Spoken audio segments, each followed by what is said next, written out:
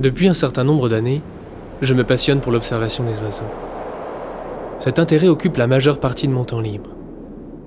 Si je consacre tous mes week-ends de l'année à ces promenades solitaires, en communion avec la nature, la période que je préfère est sans conteste la fin de l'automne. Les migrations m'ont toujours fasciné. Samedi dernier, je me suis rendu sur les falaises pour admirer le vol des albatros vers des climats plus cléments. Cela faisait déjà 2 bonnes heures que je guettais quand je fus soudain interrompu dans mes croquis par un bruissement derrière moi. À peine eus-je le temps de me retourner qu'on m'agrippa fermement par la manche. À mon grand étonnement, je me retrouvai face à un enfant d'une dizaine d'années tout au plus, visiblement agité, comme impatient de me parler.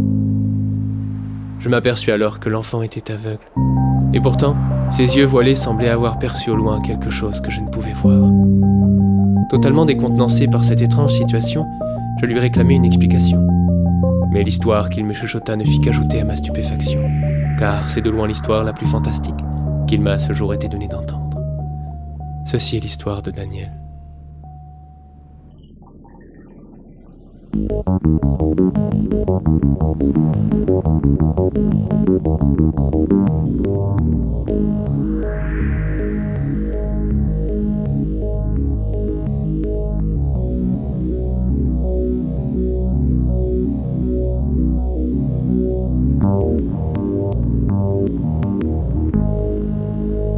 D'abord il n'y eut que le silence, vint ensuite le grand cri.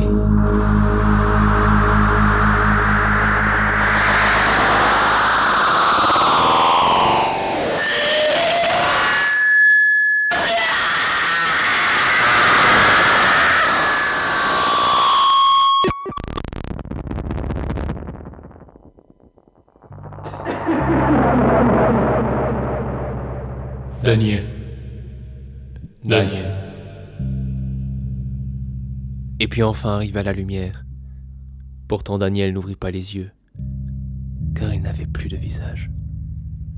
Tandis que se dissipait le brouillard, il commença à discerner les formes vagues qui l'entouraient. Daniel. D'où provenait cet appel? Qui donc l'appelait aussi loin?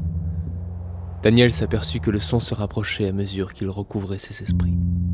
Daniel. Combien de temps avait-il été inconscient?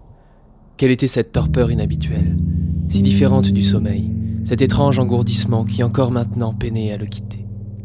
Daniel, est-ce que tu te sens mieux? En se retournant, il distingua enfin la silhouette de celui qui l'interpellait. C'était un vieux bonhomme sec et élancé.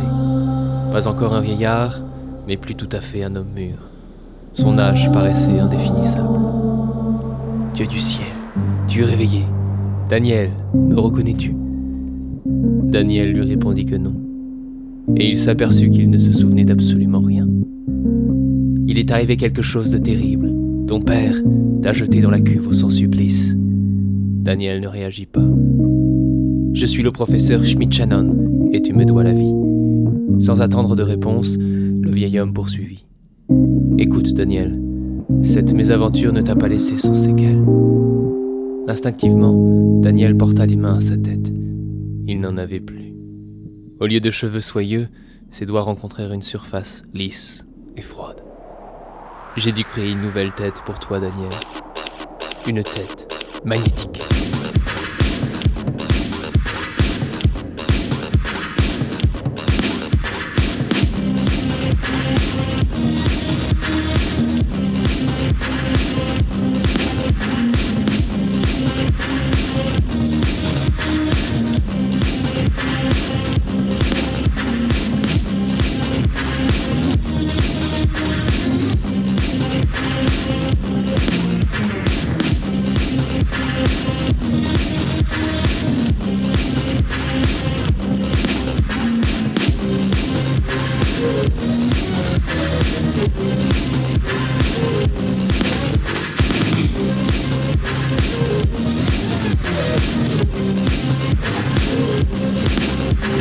Daniel a un visage magnétique.